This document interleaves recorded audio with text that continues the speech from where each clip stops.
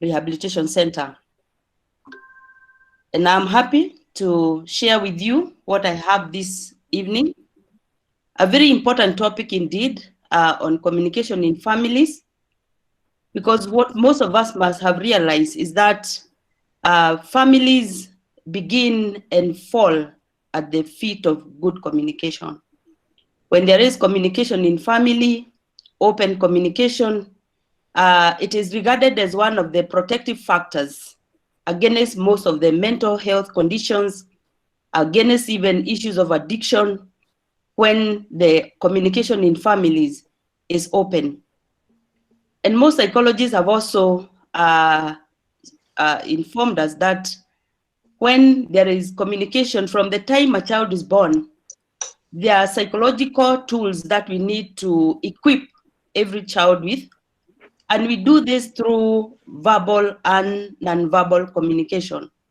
And that's why it becomes very important for us to understand the importance of communication in families.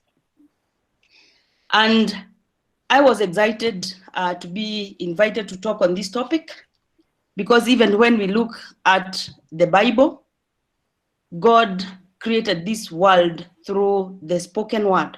He said, let there be this, let there be this, and it came to be. Meaning that through communication, we can create through the words that we speak. And if we can create, then it means that communication can also be used to destroy. That's why it becomes very important for us to watch our words, because our words can shape our destiny. And if I could go straight to the discussion, I want to share what I have with us this evening. As a good teacher, maybe I forgot to say that I am a lecturer. And so it is important for me to start with the definition of terms. What is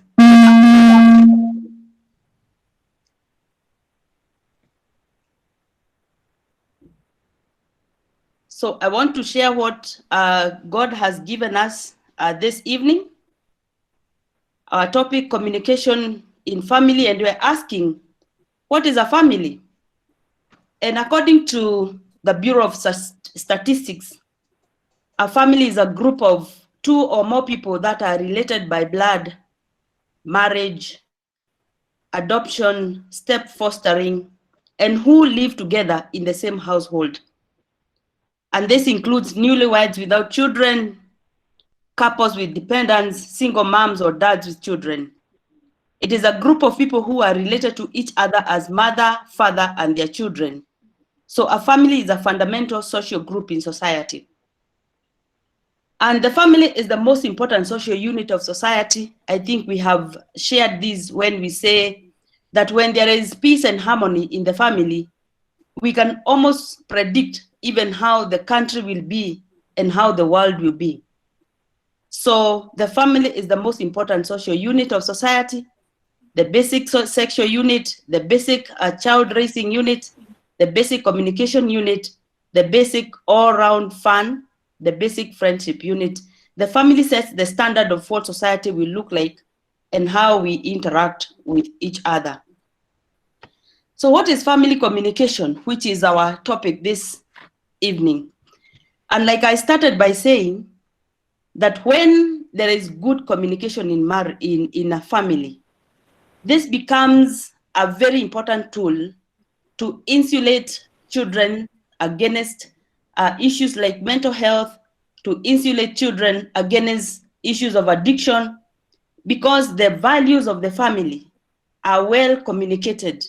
So instead of the children in the family groping in the dark, wondering what is it that my family stands for, then they are able to know what are the values of this family, and they are able to live by those values. So that's why we are saying that family communication is best described as daily physical and verbal interaction among family members. And this takes place through, so how do we communicate as a family?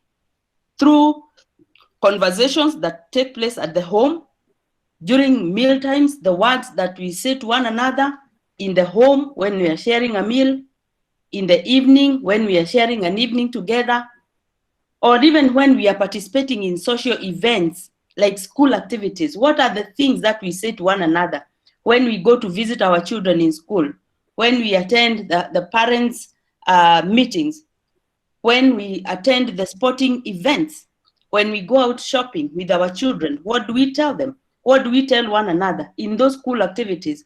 When our children report form is not as good as we were expecting, what are the words that are coming from us? Are we affirming them? Are we encouraging them? Or are we killing the little spirit that is in them? When there are sporting activities, are we encouraging our children, even if their house comes number last? What are the words that are going to come from our mouths?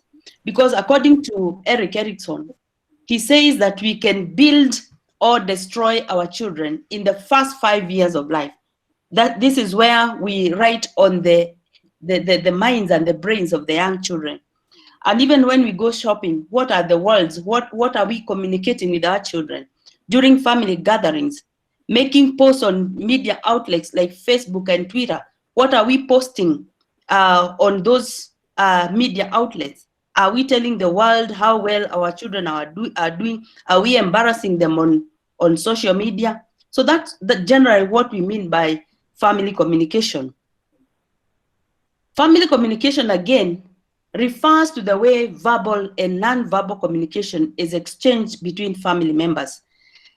Maybe what we may need to understand is that the words that we speak are not as important as the non-verbal communication, because we may be saying one thing, but the body language is saying a different thing. So when there is no congruence between what we are saying and what the body language is saying, this brings confusion. So we are saying, much as we may tell our children we love them or we care for them, what is the body language saying? So when we talk about communication in family, we are talking about both verbal and non-verbal information. So communication within the family is important because it enables members to express their needs, their wants, and concerns to each other. So what we are saying is that when there is communication breakdown in the family, there are needs of the family members that will go unmet. There are wants and concerns that will go unaddressed because people may not be aware that maybe a child is going through some struggles. Maybe a child is, has some challenges, either in school or with their relationships. But when there is open communication, then these concerns are able to be picked by the family members and they can be addressed. And you're saying that open and honest communication creates an atmosphere that allows family members to express their differences as well as love and admiration for one another. Because one thing that I have noticed in the place that I work, because I mentioned that I work in a rehabilitation center, is that when love, admiration, and emotional support is lacking in families, most people, especially teenagers, will look for it elsewhere. And when they go to the dens where drugs and other substances are being used, and people are affirming them and telling them that now because you can smoke this bangi, you are a man, you have done well.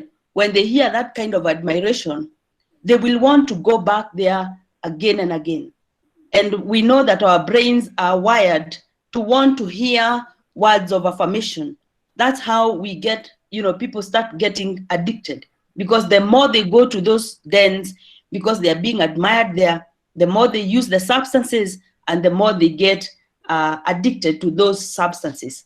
That now emphasizes why it is important for us to have open communication in our families.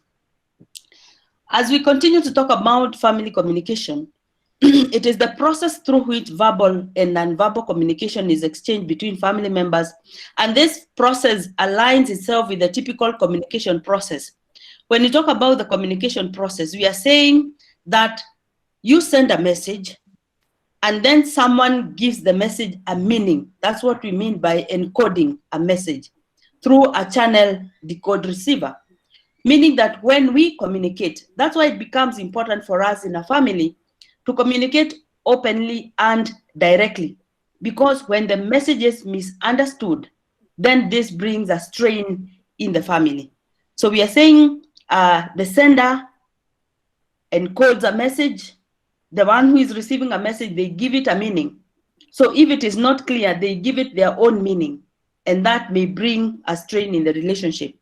However, the relationship between the sender and the receiver is close and unique. So the communication process in the family, what does it involve? It involves who says what, who is the authority in this family, and how do they communicate that authority, and to whom, who says what to whom. Because when we look at the subsets in a family, we have the relationship between the man and the wife, that is husband and wife. Then there will be the relationship between the husband and the children, the mother and the children. So there are different relationships within the family system. So that's why we are saying that the communication process will involve who says what, to whom, when, where, and how. And when we look at the factors that affect the family communication process, we are talking about instrumental and affective communication. These are the factors that affect the family communication process. And why we are looking at this is because there will be different messages that will be communicated to the family: instrumental and affective communication, clear versus marked, direct versus indirect communication, and then there will be the family communication patterns. So what do we mean by instrumental and affective communication? There are times when we may just be exchanging just factual information without any emotional attachment, just maybe giving directions, like maybe communicating to a child that you will be picked from school at a specific time and location. That is just factual information. Then there is affective information, the way individual family members share their emotions with one another. When a child is sad, how do they communicate? And when they communicate what they feel, how is this received? When there is anger, because these are normal emotions in the family, when there is joy, how is this received? Is it the kind of family where people are not allowed to express their anger? Or maybe they are not allowed to express their joy or even their sadness, so that a child grows up thinking that if I feel sad, then I'm a bad person, that I should not get angry. So they learn to repress their emotions. And that's when we start having issues of, flat affect, people who are not able to express their emotions, and issues of depression may come later on because people are not expressing their emotions because of something that they learned in their family of origin. So we are saying healthy families are able to communicate well in both areas. So whether it's about factual information or about affective communication, healthy families are able to communicate well. When a person expresses the fact that they feel sad about something, it is the work of the family to come and validate that feeling, and maybe also try to understand why the person is feeling the way they are. If there is anger, then this also needs to be validated, because it is not always that people are angry for the wrong reasons. So that's why we are saying whether it's instrumental or affective communication, healthy families will be able to communicate this effectively. Then there is clear, masked, or direct versus indirect communication. Clear communication occurs when messages are spoken plainly and the content is easily understood by other family members. That's why we say that in a family, it is important for us to communicate clearly instead of, making assumptions that people will understand or maybe even read the mind of the person. So communication needs to be clear. If you're sending someone to a place, it's good to just tell them, go to this place and do 1, 2, 3. That is clear communication. Then there are those families who communicate in a masked manner. Mass communication occurs when the message is vague. You are given some instruction, the message is not very clear, and maybe when you ask, you're told, what is wrong with your ears? Are you not listening? You see, this is why I keep complaining, because you don't pay attention. Yet, it is the message that is vague. And as we go on with this discussion, we shall see the origin of some of these responses in our communication. So communication is direct if the person spoken to is the person for whom the message is intended. So we are saying in the family, it is important that if you want to communicate to someone, like if you want to communicate something to your son, just go directly and communicate to them. Or if you want to communicate to the husband or the wife. Because there are times when we communicate indirectly, and then the person will say, why didn't you tell me? I was here all along. Why did you have to send someone to come and tell me that, yet I was here? That is indirect communication, and it brings strains in relationships. So we are saying that communication is indirect if the message is not directed to the person for whom it is intended. And this happens in families. You feel maybe there is a tension between two family members, and instead of communicating the message to the person, then you end up sending another person to do the communication. And it is worst when it involves children and the parents. For example, you want to communicate to your husband something, and instead of going to him directly, you send the child. We call that in psychology triangulation. It is like triangle. There is a parent, the child, and the other parent. And so the child feels trapped in between. And this affects the child later on. So we are saying we need to try as much as we can to ensure that when we need to communicate, we communicate messages to the people for whom it is meant. So researchers have discovered a very strong link between communication patterns and satisfaction within family relationships.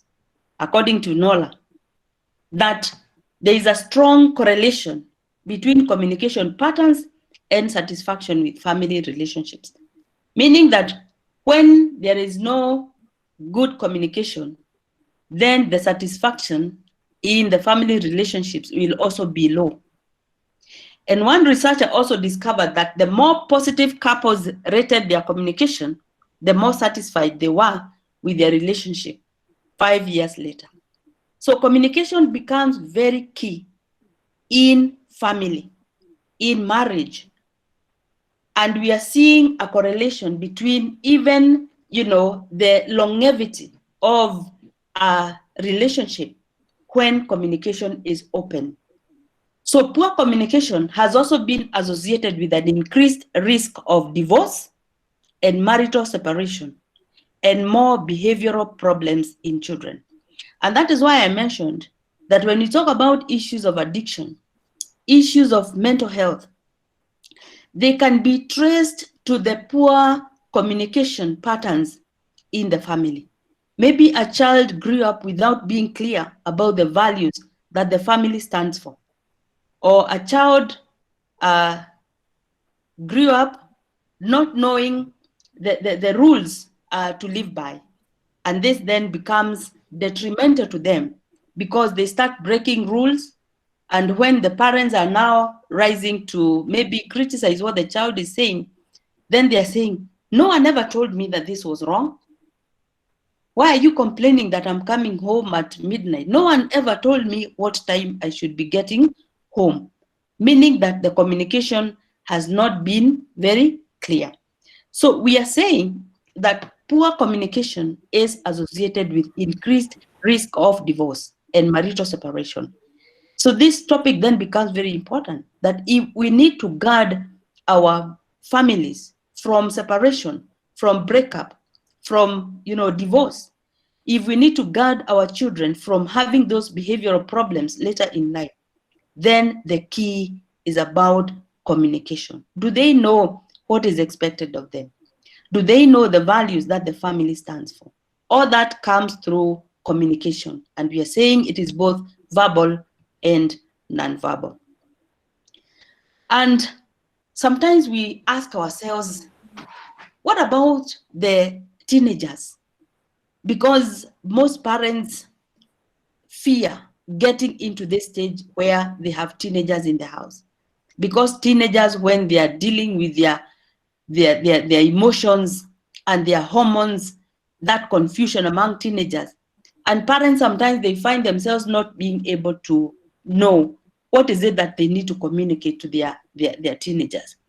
And sometimes we find our teenagers, they lock themselves in the room, like they don't want to talk to someone, but it is a silent cry for help. And that's why I included this slide here, so that we may ask ourselves, what are the issues that teenagers want to hear in our communication to them in the family? As we communicate to them, even as they are pushing us away and looking like they don't want us to talk to them, they are still crying for help about this issue that we have outlined here. And they want parents to be honest with them. Tell them the truth, even if they seem like they don't want to hear. Tell them about the effects of drugs. Tell them about the faith that you stand for. Be honest with them. Because we say that when you speak to teenagers, you plant a seed in them, so that when they're exiting that teenage, they have some values that they're still holding in their hands. So whatever it is that they will emerge from the period of adolescence holding will be what you will have told them, what you will have planted in them. That's why it's important for us to be honest. If we find that they are engaging in company that is not good, that is taking them astray, it is good that we communicate honestly. Teenagers want us to talk with them. They want us to listen without condemning or judging. They want us to understand the stage in which they are, and we can continue to protect them like a guardrail that protects a car from rolling. They want to be treated with respect. They want support at home, school, and activities. They want to get attention and companionship from their parent. Imagine, even as they are locking themselves in the room, there is still something in them that is crying and wishing that their mother would embrace them, that their daddy would embrace them, because teenage is a stage of confusion. They also want to us as parents to help them understand their body and emotional changes. What is happening to me? Why is it that today I am very happy, I want you to be with family members, then tomorrow I don't want to see anyone? They want someone to validate those emotions and tell them it is a stage and you are on transition. One day you will look back and laugh at what was happening to you as a teenager. They want someone to help them understand those emotional changes. They want parents to talk honestly about the issues of love, sex, and relationships. They want us to pay attention to them before they get into trouble. Even when we realize that maybe the teenagers who may be abusing substances, they don't want us to become enablers. They don't want us to give them money so that they can engage in those activities that we later come to condemn. They want to hear the truth, much as they may look like they don't want. Because I have handled teenagers and people who have issues of addiction, the people that they will praise, the people that they will love when they are getting out of addiction, they say, my father always told me the truth. He told me that drugs were bad. He told me what drugs do to the brain. But the people who enabled them to continue with the addiction, they now turn against them. So we are saying they want us to pay attention to them before they get into trouble. to show them what is good, responsible relationships look like. And they want to talk about peer pressure, drugs, and alcohol. I thought it was important for us to understand, as we talk about communication in families, what is it that we are telling the different people in the family, especially the teenagers. The need for communication in family, we all know what it means to communicate, but why do we place such emphasis on communication within the family? And like I said at the opening, we said families stand and fall at the feet of communication. And that is why even God himself is a speaking God. When we look at the book of Genesis, he created through his word. And so if we are to be like him, then we need to keep our communications open. The need for family communication, according to this website, family communication improves children's grades, it results in better relationships. Maybe someone may ask, how can communication improve a child's grades? Because it is through communication that we'll be able to encourage our children. Like I said, when children are growing, especially in the first 5 or 7 years of life, this is a very sensitive stage because it is when we build the children's confidence. It is when we build their resilience. It is when there is competition in school and they're wondering, will I ever make it? Am I good enough? Am I becoming a failure? And it is now for us as parents and other caregivers to tell them, yes, you can. Keep trying. Don't give up. Work on this area. We teach them problem-solving skills. We build their optimism at that stage. So that's why we are saying that communication improves children's grades. But the question is, what is it that we are communicating? So we are talking about communication that builds, communication that affirms a child, because we find that when this is lacking in families, later on in life, in teenage, they will look for it. Because according to Erik Erikson, if we skip a stage of development when we have not been equipped with psychological tools, then that emerges as a problem later on. So if someone leaves something in a stage of life, they will come back to look for it. So that's why we are saying that communication in family can actually improve children's grades. If you read the book by Ben Carson, The Gifted Hands, he says that he was not a very good performer in school. He actually used to sit at the back of the class, but the mother kept encouraging him, keep trying, just add 5 marks in your mathematics. She never at any one time discouraged Ben Carson. Today we know him as one of the greatest surgeons, brain surgeons in the country, in the world. So his grades actually improved because of the communication that was coming from the mother. It also results in a better relationship. Remember, when we are not communicating, then people start, mind reading, they start jumping into conclusions, and this strains relationships. It also reduces risky behavior like drugs and alcohol abuse. This cannot be emphasized enough. Communication in families.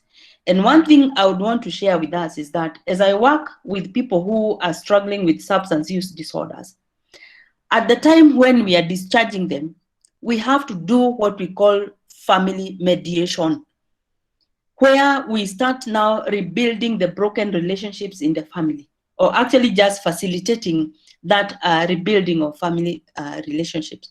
We start also facilitating opening up of lines of communication as one of the areas that will help the person who is addicted to start their journey of recovery. So we are saying that family communication is actually a buffer. It is a protective factor against risky behavior. To sum it up, we are saying family communication equals prevention. prevention of mental health issues, prevention of behavioral issues, prevention of even addiction, family communication. It is that strong. And what about the right amount of communication? We are saying finding the right amount of communication can be tricky. Because again, even as we communicate, too much communication can cause children to feel smothered and they may begin to cut lines of communication. So we are not talking about now bombarding children with too much communication. That's why we say that even as we communicate within ourselves, even between the couples, married couples, or even with their children, we say that the communication must be age appropriate. What is it that we need to say to a 5-year-old? What is it that we need to say to a 10-year-old? What is it we need to say to a teenager? What is it we need to say to our children who have even gotten married? And what is it that we need to say to one another as couples? So we are saying also the right amount of communication.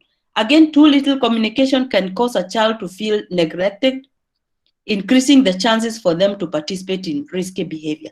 So we are saying depending on the family, because every family has its own, culture.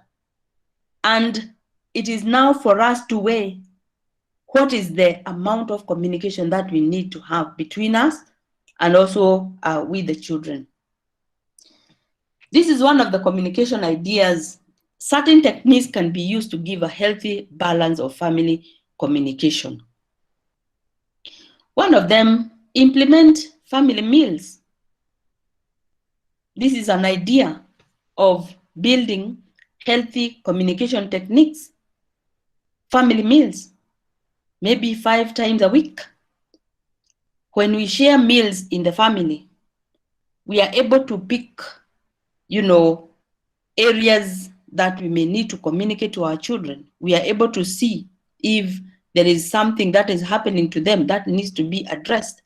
We are also able to open the lines of communication.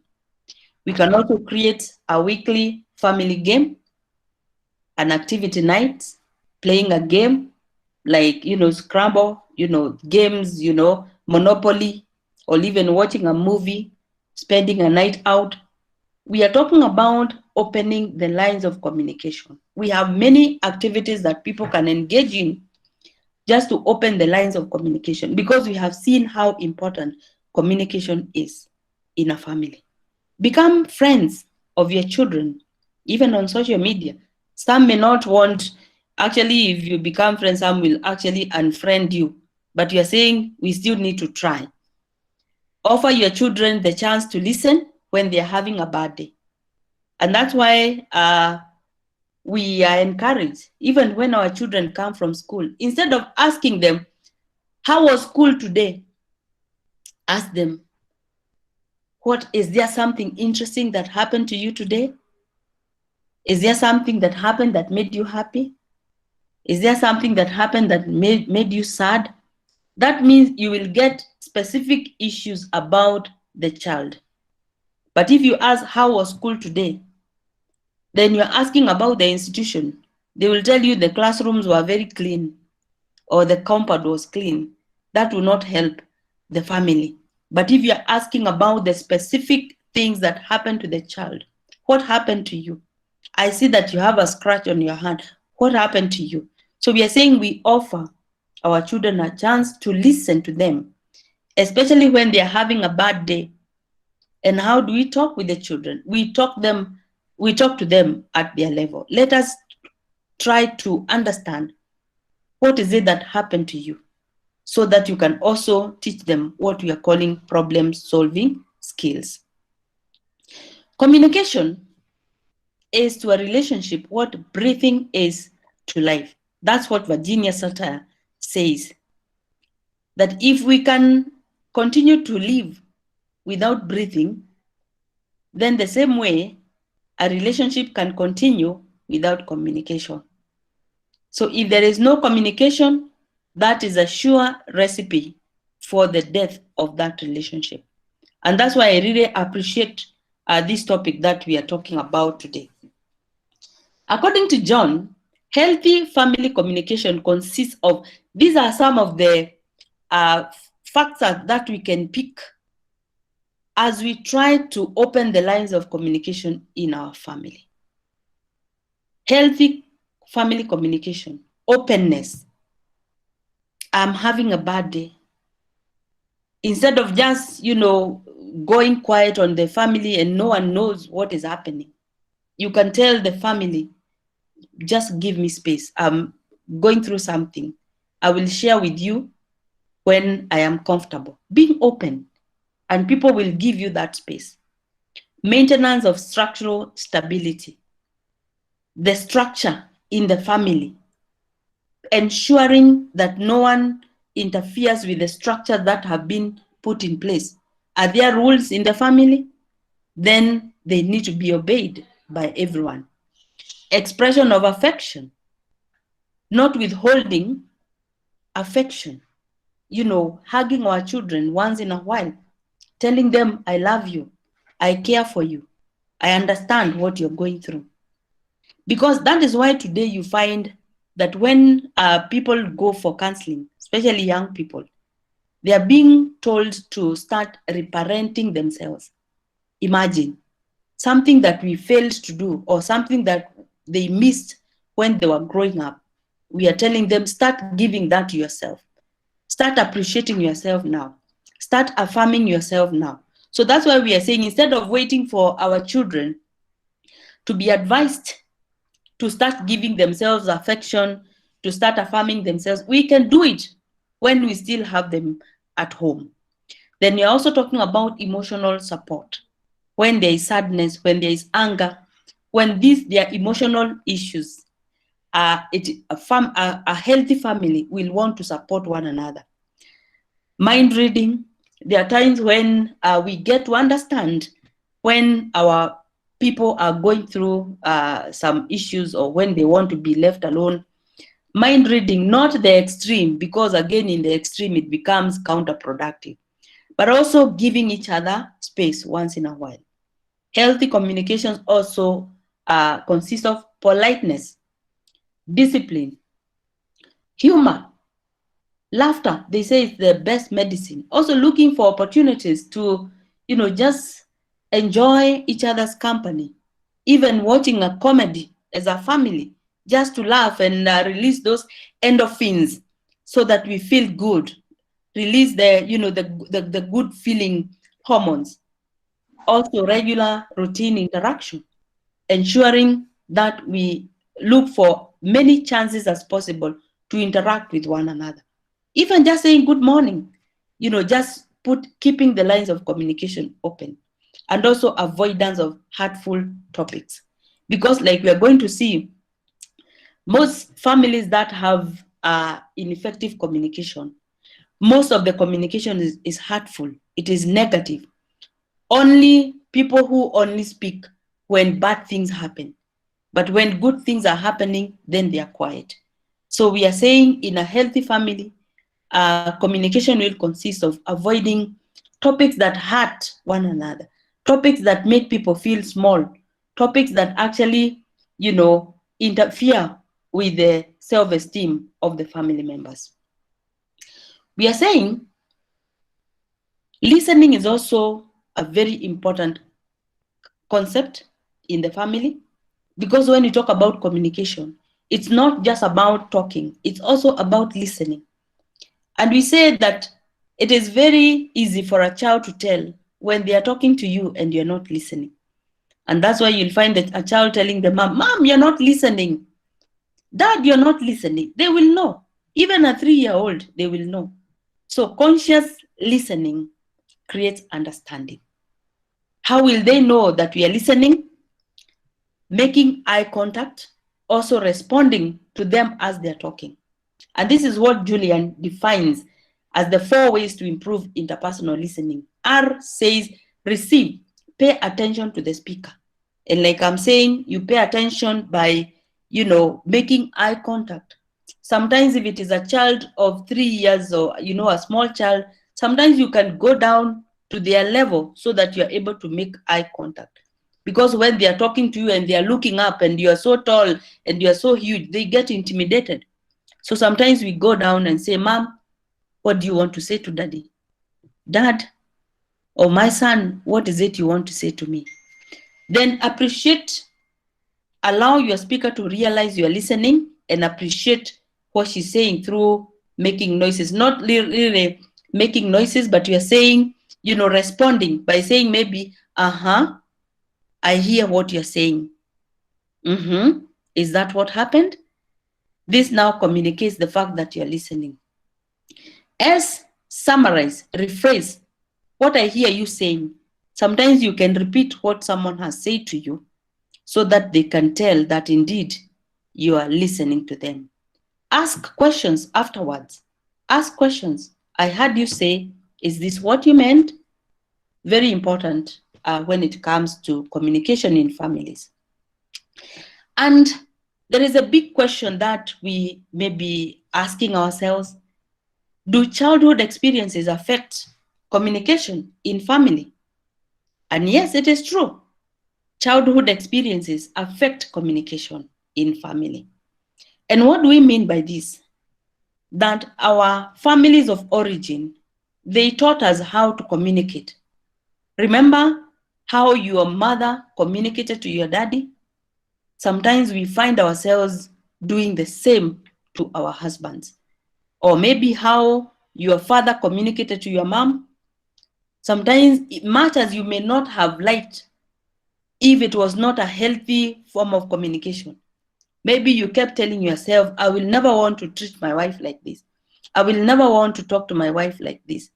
But if you don't consciously break that chain, then you may find yourself communicating the same way to your wife or to your, the husband to the wife. So I just want us to talk about 3 ways of communication. Parent, adult, child. I will explain. Sometimes when we talk about the parent ego state, we are talking about the behaviors, thoughts, and feelings that are copied from parents and parent figures. It may not be the biological parent, maybe it's the caregiver who brought you up. Their prejudices. What is it that they did not like? What is it that they loved? How did they solve their problems? How do they deal with their stress?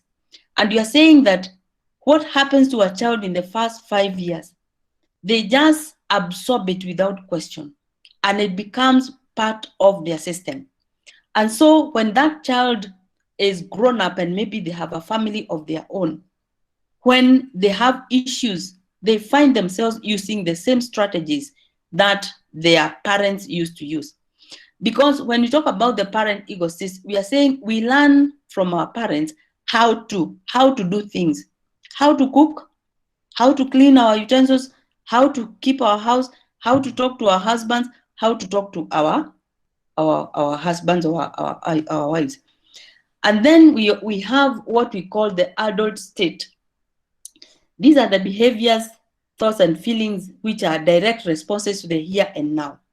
So when a person is communicating as an adult, then they deal with the here and now.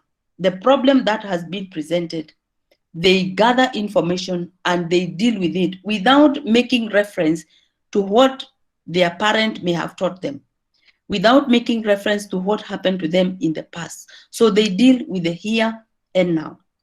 And then we have the child state, which is all this is within one person. These are the behaviors, thoughts, and feelings which are replayed from childhood. The childhood experiences that we went through. Maybe you grew up in a family where there was violence and you learned to recoil at a corner when there was violence in the family. Or maybe you grew up in a family where you are being put down, that when you come home with a report form that is not very good, you are told, who is your father? Who is your mother? How can you get to this kind of position? Look at your brother. Look at how good that your brother is. So what happens is that all these states are within one person. And what happens, how this affects communication, is that sometimes when we are faced by issues, even in our families, we adopt that parent state. And what is the problem with this? You find yourself, maybe as a wife, talking to your husband like you are the mother. So you find yourself reprimanding your husband like as if he is your son. So you have adopted the parent state. And what happens is that when you do this, then the husband will respond to you maybe as a rebellious teenager or a rebellious child, because the way you are communicating to him, or sometimes you'll hear the husband telling you, I am not your son, I am not your child, meaning that the communication may not be appropriate. Or maybe someone responds, talks to you as if you're a child. And if you grew up in a family where there was violence and you learn to recoil, then you recoil to a corner. You don't defend yourself, you don't speak. And if this is how a husband and wife are relating, where maybe the husband talks to the wife as if she's a child, the wife may either recoil and not say anything, or she may respond as a rebellious child. And if this continues, only time will tell how healthy that relationship will be. So we are saying the most healthy way to communicate in a family, and especially between married couples, is when we communicate as adult to adult, where you give someone an opportunity to explain what is happening to them instead of jumping into conclusions. And I hope I'm making sense this evening. Maybe we'll be able to share at the end of this. If you look at that picture that I've put on the screen, we are looking at two individuals, grown-ups, but there is a child within. Every one of us has a child within. And the question we are asking, that child who is within you, is it a wounded child?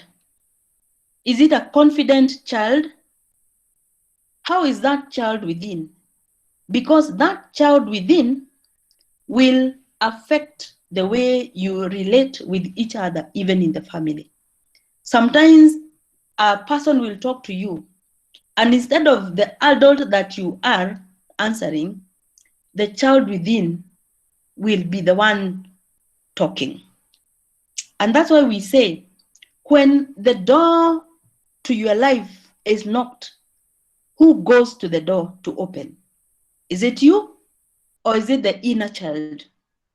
So that's why we need to be aware of these transactions, because we say that communication is actually a transaction.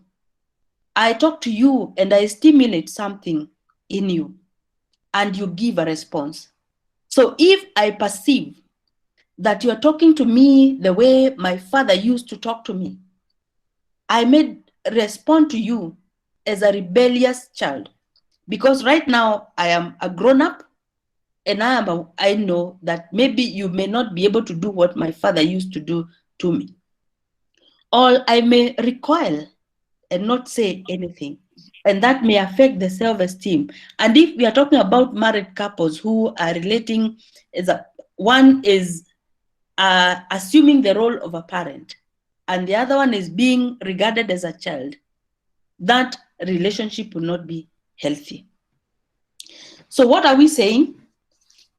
Remember, we are talking about communication. And I thought it is important for us to ask about our upbringing. How does it affect our communication? And we say that our people perish for lack of knowledge. So when we become aware of the way we communicate, then we can start becoming self-regulating.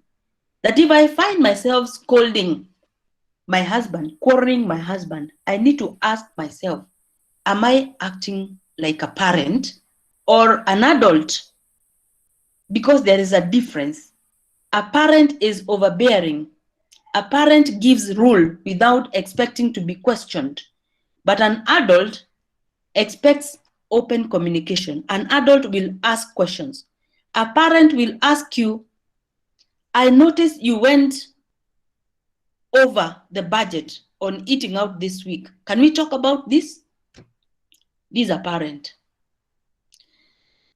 And if the person responding thinks that you are talking to them like a parent, or they perceive you as a parent, they will ask you, what is your concern about how I spend my money?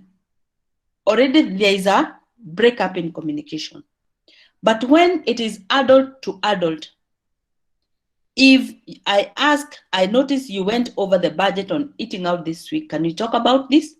If it is adult to adult, they will say, wow, you're right. I got a little carried away. We'll be mindful next month. Or yes, you're right. I wanted to talk to you about increasing our budget in this area. Meaning that the person may have talked as a parent, but the way the adult perceived it, they perceived it as open communication. So we are saying, as we communicate, where is that information being received and how is it being perceived? If it is being perceived by someone who has an injured inner child, a wounded inner child, then they will respond in a defensive manner. And this now affects the relationship. I noticed you went over budget on eating out this week. Can we talk about this? If the person perceives, there goes my mother again. Why are you checking out my expenses? You know, why are you checking out my expenses? They respond negatively. They respond in a defensive manner. So that's why we are saying it is good for us to be aware in the family. How are we communicating? And the reason why I have not mentioned about the parent-child relationship is because the parent-child relationship should be healthy, because the parent will be giving instructions as they are supposed to give to a child. The only time it becomes unhealthy is if the parent starts talking to a child as if they are an adult. And so the kind of information that we are giving the child, it overburdens them. Sometimes, especially as mothers, when we get stressed, you find that you may share a lot with the child, and then later you realize, wow, I think this is too much information for the child.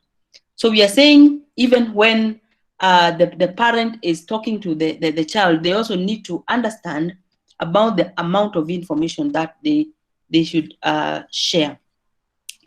Look at this other example here about parent and adult. Do you know where my car keys are? And then the person responds, you should be more careful with them. Have you got that report yet? Don't hassle me. I'm fed up. You see, a parent, an adult, when there is a crisscross of transaction, a cross transaction, misunderstanding. And that's why we are saying that the healthiest way of communication is when it is adult to adult. When you ask a question, the person responds in the here and now.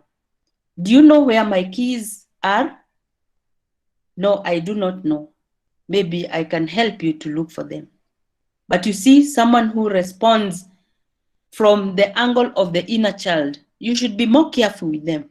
This is now a parent talking. First rule of communication, now from what we have discussed. As long as transactions remain complementary, communication can continue indefinitely. What we mean by this is, as long as the communication is between an adult to adult, where someone assumes open communication, and if you don't understand something, then you ask a question. That is adult to adult. An adult asks questions, but a child assumes. or, recoils. A parent overrules, and that still is not healthy. So that's why we are saying, and remember we say that communication is a transaction. It is a transaction because I talk to you, I stimulate a response. So it is a transaction. So we are saying as long as transactions are complementary, open, communication can continue indefinitely.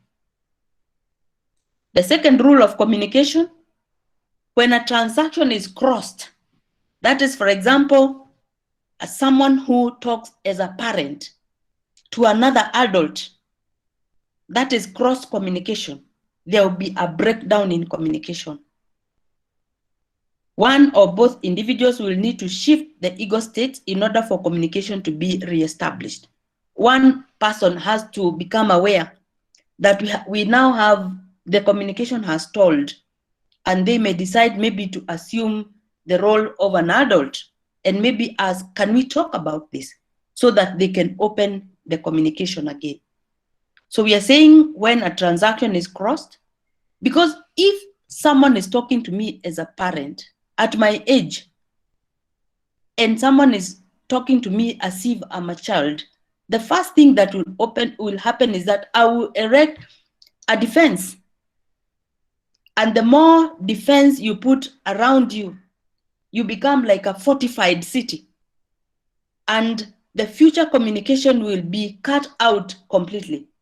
The more defense I put around myself, because I don't want this parent who keeps reminding me of what I'm doing wrong, what I'm not doing right. You see, and yet we are both adults. There will be a breakdown in communication.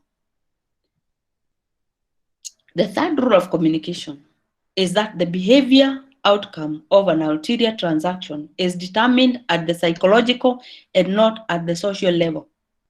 We are saying it may look like a normal thing for someone to ask another, why are you coming home at this time? A question like that. Immediately it reminds you of that mother who used to ask you such questions. Or maybe that father who used to ask you such questions. And yet, this is a partner. So we are saying it may look normal, but at the psychological level, there is something that is going to ignite. There is something that it is going to remind me about. And so I will respond at the psychological level. And that's why we are talking about being aware of our own, of our own drives as we speak. Am I talking to this person as if I'm their parent? If I talk to them like that, then definitely I expect them to defend themselves. And this is going to have a breakdown in communication. That is the third rule. The fourth rule of communication. In any communication, the value of the communication ultimately depends on the receiver and not the sender. It depends on the receiver. Because you talk to me, I'm the one who knows what I'm the one who knows what I hold inside. There is a child within me because of my childhood experiences, because of the family that I am coming from.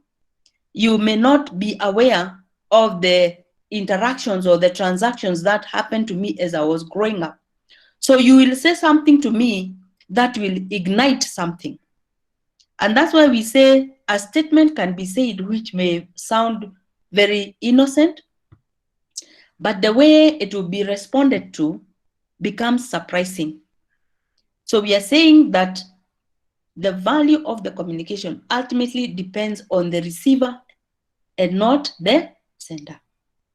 That's why it is good for us to have what we call self-mastery. And by self-mastery, I mean engaging in a journey of self-discovery. When you are discussing issues in the family, who is responding? Is it me, Beatrice, who is 50 years and above? Or is it that Beatrice who got hurt, who got injured emotionally when she was growing up? Is it that Beatrice who is responding to my husband? So I need to be aware of these interactions so that I can teach my inner child to grow up so that I can look for ways to heal the emotional wounds, so that when I communicate with my husband, it can be adult to adult communication, not parent-child. So being aware of ourselves and what triggers our reactions becomes very healthy in a family, because that way we will be aware. Before we say something, we will be reflecting that we are saying, I don't need to say this to this person. I need to think about what I'm thinking. So how do we build effective family communication? I think it would be very unjust for me to finish the presentation without just sharing a few pointers as to how we can build effective family communication. One, communicate frequently. Find time to communicate. That's why we encourage people in the family, don't be silent on one another for too long, because you never know what may come in between. Maybe just an SMS during the day, once in a while, keep the lines of communication open. So we are saying communicate frequently, find time to communicate. Communicate clearly and directly. I think this becomes very important, that when a message is meant for a particular member of the family, it is good to make every effort to ensure that we communicate to that person instead of using another person to send the message. Because the person will wonder, why? I was here. Why did you tell me? Communicate clearly and directly. And I know in home sometimes we sing songs directed at the other person, because there is a message we want to send to the other person and we don't want to go to them directly. So they have to decipher what we mean by singing, especially for us women. But I'm told that even men have caught up with us very well. They have also learned a few songs to counter those songs, so that even when you sing a song that is saying how a husband should behave, you will be surprised that your husband also has a song that will counter that. So it is important for us to just communicate clearly and directly. We cannot emphasize enough about being active listeners. What I have found is that when people are not being listened to in the family, they will have to share that message with other people. It has to get an outlet. And especially for our young people, when they perceive that they're being ignored, they will go where they are being celebrated. Because we say that you go where you are being celebrated, not where you are being tolerated. And we have found that when they go to those places, the kind of interactions that will be happening there are counterproductive. And by the time we rehabilitate them back to normal, it's a very, very expensive undertaking. And we can save that from very early by being active listeners. Pay attention to nonverbal cues. We have said that what we say is not as important as what we do. Nonverbal communication is very, very important. And as parents and even as couples, we can tell what is happening to our partners or what is happening to our children just by looking at their nonverbal cues. So we need to have that third eye. You know, for us who are therapists, we talk about the investigative eye. Investigative eye is the one that sees what no one else is seeing. And then we have the investigative ear that hears what is not being said. And in families, we are able to understand one another, even when they have not said something. Then again, be positive. This will build effective family communication. Be positive in the things that you say to your children, so that you're building them, so that you're building their resilience, so that you're building their optimism, so that they don't become people who give up so easily. Be positive. Then marital and family researchers have discovered that unhappy family relationships are the result of negative communication patterns. A lot of criticism, a lot of contempt, a lot of defensiveness. These are some of the issues that bring unhappiness in the family. You know, we say that, especially for women, women are like, raw material. And from them, you can build anything. We say that a woman is like water. Water, you can drink water to quench your thirst. You can also use the water to clean your house and make it, very comfortable. But the same water, you can put it in a freezer and form a hard stone that you can hit someone with and injure them. This is what criticism does. It hardens a person. It hardens the person. So the same water that you would use to quench your thirst is the same water that can harden and injure someone. So we are saying in relationships, we need to keep each other warm so that we become life-giving to one another. Researchers have also found that satisfied married couples had 5 positive interactions to every 1 negative interaction. That if there is 1 negative interaction, maybe a misunderstanding, that will be countered by 5 positive interactions.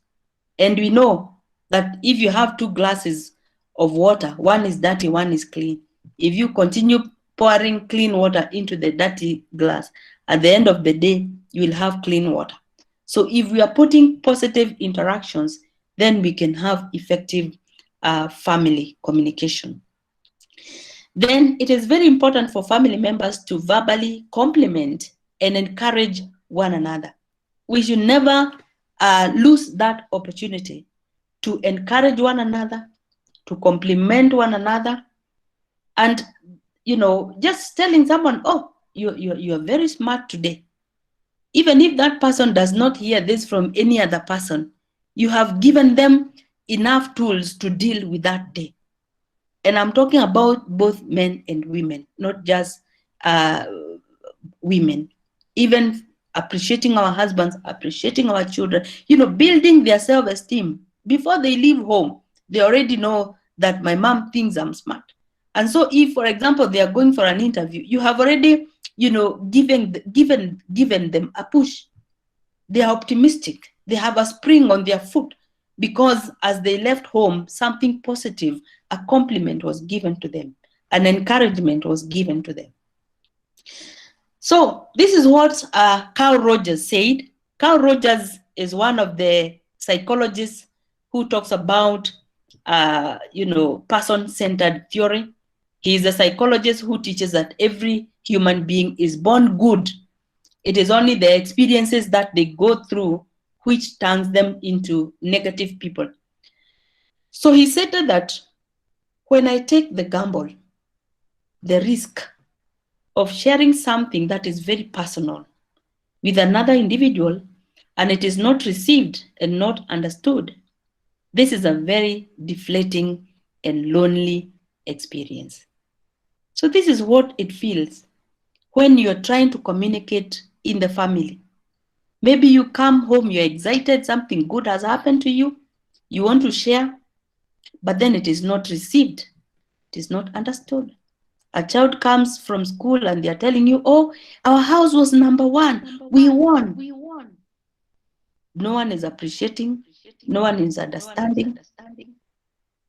We are saying, Carol is saying, this is a very lonely experience. This is what happens. So that's why it is important when someone is sharing something good, at least someone says something, oh, that is good. What happened? Ask for some details so that the child feels appreciated. They feel that someone is interested in their story so that they don't have to look for people out there to tell their story. So as I finish, we have a quote from a person called Emma Thompson. And he said, any problem, big or small, within a family always seems to start with bad communication. Any problem, big or small, within a family always seems to start when someone is not listening. I wish to end my presentation there. Thank you very much, and may God bless you.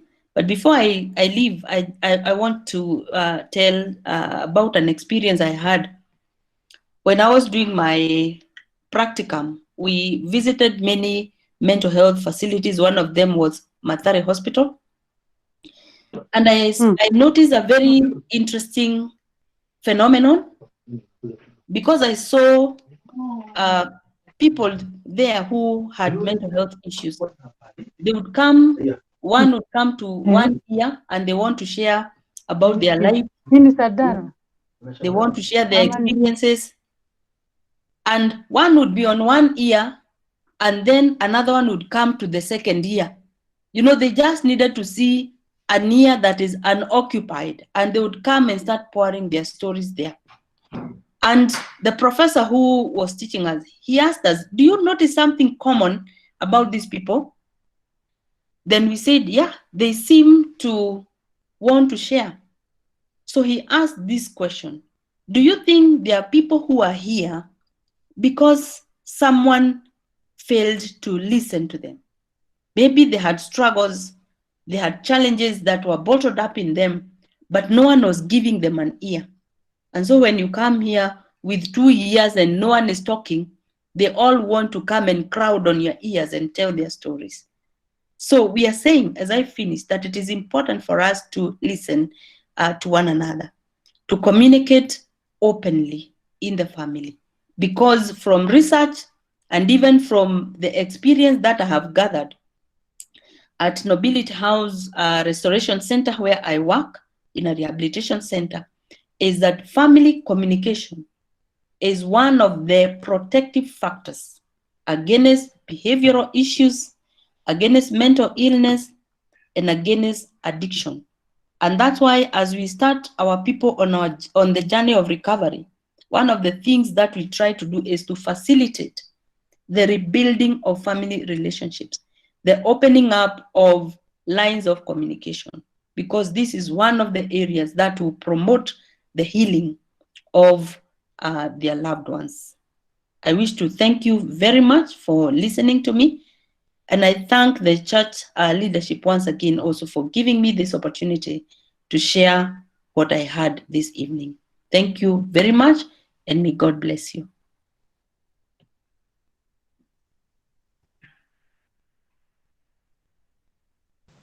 Thank you so much, Daktari. We really, really appreciate. That was very deep, and we cannot thank you enough for the wonderful presentation. And also thank you so much, members, for waiting. We went a little longer from our usual time, but you'll all agree with me that the topic was timely and well thought and well presented. And I know that even a question that was asked by Damaris has been responded in the very end, and therefore we want to appreciate you so much, Daktari, once again for coming. And I want to call upon our parish minister to give his final remarks and then close for us. Asante sana. Thank you very much, Daktari. I want to echo the words of our evangelist. It's a great joy to hear the depth of communication, and we are grateful. Thank you also, our members, for being patient. I know, as our evangelist has said, it has taken a bit long, but it was beautiful. I have loved it. And maybe Daktari, what people are asking was whether the notes can be sent to us. I'm sure we can organize for that. And also maybe invite you one of these days to also speak to the whole church when we have a day that we set apart for that. Other than that, thank you very much. Thank you very much, members.